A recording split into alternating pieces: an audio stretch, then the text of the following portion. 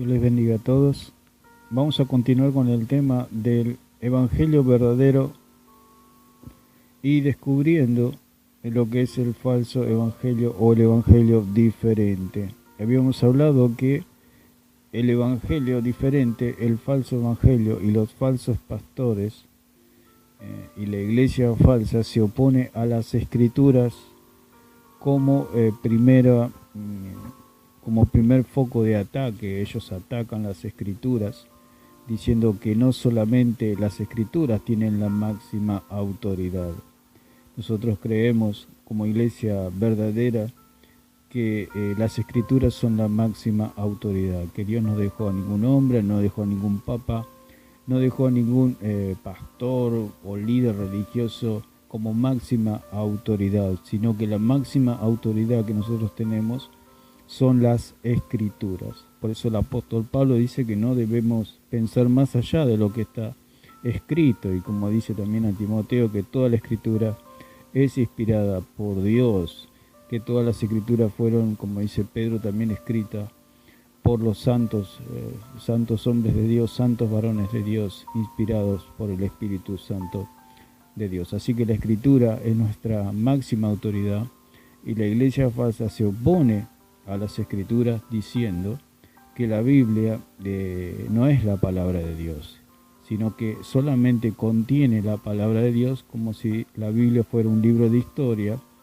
que contiene algunos dichos de Dios, y tratan de menoscabar y hasta casi ridiculizar la Biblia. Esos son los falsos pastores, la falsa iglesia que enseña que las Escrituras no son sagradas.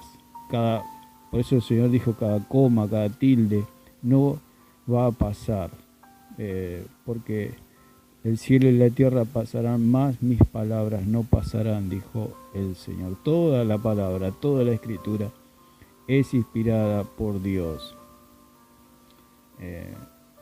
Todo fue aprobado por Dios, y Él inspiró a los hombres santos para que escriban la Biblia. Entonces, lo primero que se opone el Evangelio diferente es a las Escrituras, a lo que está escrito.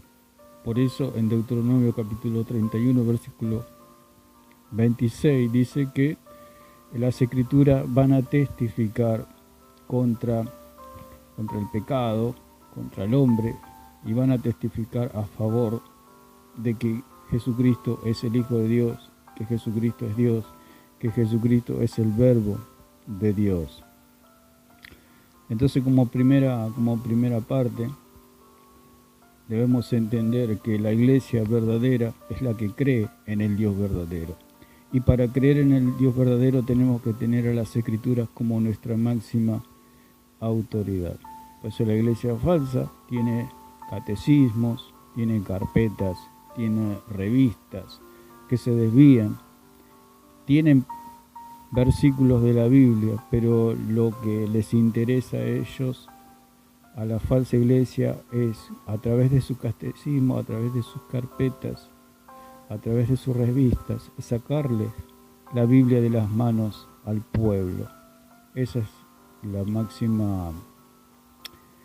meta que tienen, de sacarle la Biblia, las Escrituras, al pueblo de las manos. Por eso la Iglesia Católica perseguía a los que tenían Biblia y los asesinaban, porque las Escrituras dan testimonio de Cristo, y una persona lee que Cristo es el Hijo de Dios y que solamente por fe somos salvos, la persona se salva. Entonces, la iglesia falsa es enemiga de Dios, y estos falsos pastores son enemigos de Dios.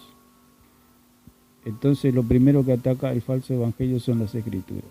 Si no le puede sacar de las manos las Escrituras, le tuercen las Escrituras. Por eso el apóstol dice: hay algunos que os perturban y pervierten el evangelio, enseñando un evangelio diferente. Lo segundo que atacan la iglesia falsa y el falso evangelio es la sangre, es la fe en la sangre de Jesucristo. La iglesia falsa, por eso apela a las obras, porque ellos creen en su propia obra. Ellos creen que cargando la cruz, negándose, haciendo buenas obras, obras de misericordia, con eso es suficiente, que no necesitan creer en Jesucristo. Para el falso evangelio, creer en Jesucristo es una fantasía del pueblo, es una cosa ilusoria, es algo que, porque en el fondo ellos no creen en Jesucristo, creen en sí mismos. Como Satanás le dijo a Eva, seréis como dioses. El falso maestro se cree Dios y toma el lugar de Dios y quiere pastorear al pueblo como si fuera Dios mismo. Son pequeños papas, se creen papas, ellos en su interior se creen, son ídolos de sí mismos y quiere que la gente los idolatre. Entonces, por eso hablamos para que el pueblo despierte y se abra las Escrituras y se vuelque hacia las Escrituras, a leer las Escrituras. Un pueblo que no lee es un pueblo dominado, por eso la Iglesia Católica le quitaba la Biblia al pueblo para dominarlo. Si usted no lee la Biblia, cualquier hereje, cualquier falso pastor, cualquier cura con corbata lo va a manejar y le va a enseñar la doctrina católica, la doctrina falsa, la doctrina herética, la doctrina es el evangelio diferente, que dice que por obras se puede llegar al cielo sin creer en Jesucristo. Entonces lo segundo que se oponen ellos es la fe. Se oponen a la fe. Ellos no creen que la salvación es por fe. Ellos creen que, o le agregan, dicen que es por fe, pero además por obra, es por fe y por obra. Le dicen, cree en Jesucristo, pero además le tienen que agregar obras, como en Gálatas el apóstol Pablo le decía a los judaizantes, que los judaizantes le decían a los gálatas, crean en Jesucristo, pero además se tienen que circuncidar. Lo que pasa es que si se circuncidaban tenían que cumplir toda la ley. Porque por eso Pablo les decía, ya no estás bajo la ley, sino que estás bajo la gracia. Si nosotros nos queremos poner bajo la ley, tenemos que cumplir todos los mandamientos. Si una persona quiere vivir bajo la ley, tiene que cumplir todos los mandamientos que manda allí Moisés. Y el hombre, por su naturaleza pecaminosa, es imposible que los pueda cumplir. Por eso necesitamos un Salvador. Por eso la iglesia falsa se cree Dios y toma el lugar de Dios y dice que la iglesia es amor, que la iglesia es salvación, que la iglesia es Dios, que la iglesia es Dios hecho carne en la tierra. Son tremendas herejías que la gente por no leer la Biblia dice amén, no entiende. Pero el pueblo tiene que despertar y agarrar la Biblia y leerla y pedirle que si no tiene a Cristo en su corazón, Cristo venga a su corazón y Cristo le limpiará de todos sus pecados y vendrá el Espíritu Santo a morar en su vida. Entonces podemos decir como segundo lo que ataca es la sangre, o sea, fe en la sangre, fe en el perdón de Dios. Por eso ellos se oponen y menoscaban las campañas cristianas, las campañas evangelísticas, y dicen que no puede ser porque una persona acepte levantando la mano a Jesucristo como su único Salvador, dicen que eso no es posible, que tienen que hacer obras, que obviamente la fe, el creer en Jesucristo, tiene como consecuencia el arrepentimiento, la confesión del nombre de Cristo y el bautismo en las aguas, pero solamente el creer es lo que produce la salvación, el creer de todo corazón, como le dijo Felipe al etíope, si crees de todo corazón bien puedes. Porque el etíope le preguntaba si se podía bautizar porque había aguas y Felipe le dice si crees de todo corazón bien puedes, porque el bautismo en las aguas es un trámite, como siempre decimos, que el bautismo en las aguas no es lo que salva es la fe en Jesucristo, creer en Jesucristo. Ya cuando el etíope Felipe lo bautizó ya estaba salvado. El bautismo era un testimonio a los hombres de en quién había creído el etíope. Cuando nosotros nos bautizamos es como, siempre hablamos de la partida de nacimiento, estamos declarando públicamente de quién es nuestro Padre. Entonces, lo segundo es la sangre, se oponen a la sangre. Dice que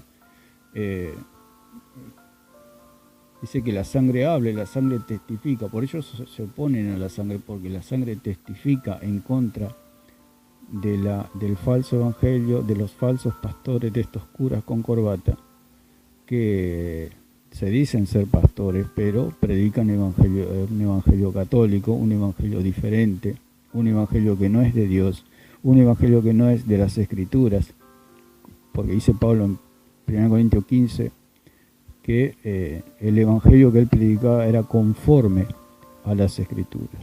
Entonces dice en Génesis capítulo 4, versículo 9, y Jehová dijo a Caín, ¿dónde está Abel tu hermano? Y él respondió, no sé, ¿soy yo acaso guarda de mi hermano? Y él le dijo, ¿qué has hecho?